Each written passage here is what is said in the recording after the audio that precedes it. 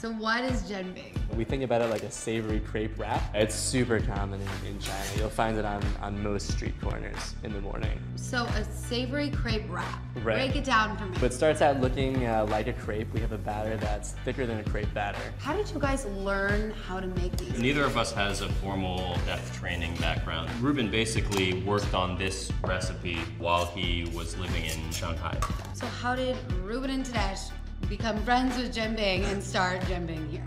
We started at Smorgasburg, which is a big outdoor food festival kind of that happens every weekend in Williamsburg. Yeah. People are kind of going there in part to explore new food. That was a year ago. Almost exactly a year ago.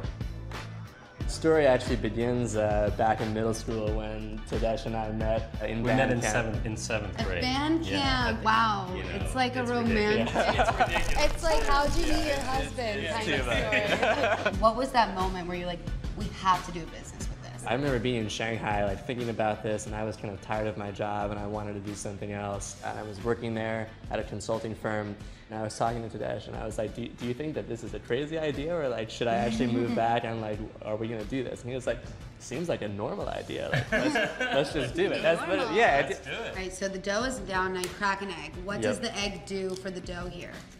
For one, of course, it's about the flavor. It also kind of holds the whole thing together. Very crispy. Oh my gosh, it smells so good. Scallions. Yep. Cilantro. Lovely. What's this? This here is it's a pickled mustard root. It's called jia cai in Chinese. It's kind of salty and a little bit sour. Okay, so we've got two different sauces. This we call 13 sauce, super unique. It's also got like orange peel and ginger and cloves. This last piece is super important actually. Is this what makes it a Jianbing? Yeah, this is actually a cracker that we make ourselves as well. It's kind of a labor of love because they're not that easy to make in large quantities. It was really important to us from the beginning to make the original Jianbing. And that's why every part of this we're making ourselves. Wow. And there you are. There it is. Look at that. That's gorgeous. I'm going.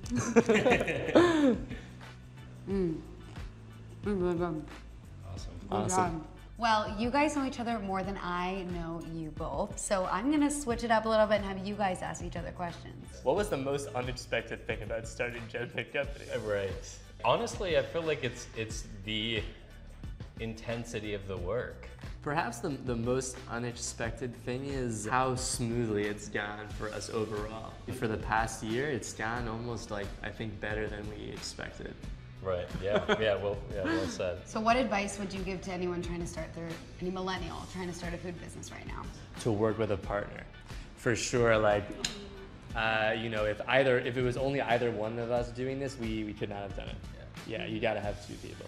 How do you like working with each other as friends? How do you maintain that balance? Yeah, it's definitely not, it's not easy. No, it's not easy at all. We often say, so we've known each other for a super long time, including at school, when we've learned more about each other than we did during the extent of our friendship.